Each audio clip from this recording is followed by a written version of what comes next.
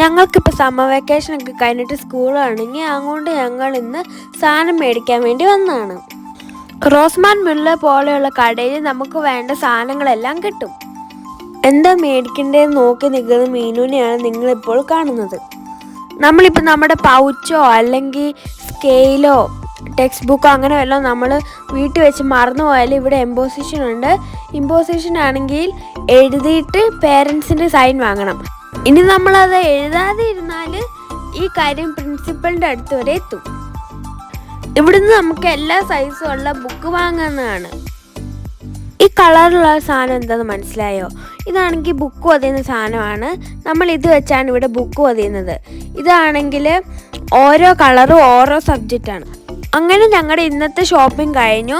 ഞങ്ങൾ ഇനി വീട്ടിൽ പോവാണ്, മടുത്തു. അപ്പോൾ അടുത്ത വീഡിയോ വീണ്ടും കാണാം. Bye bye.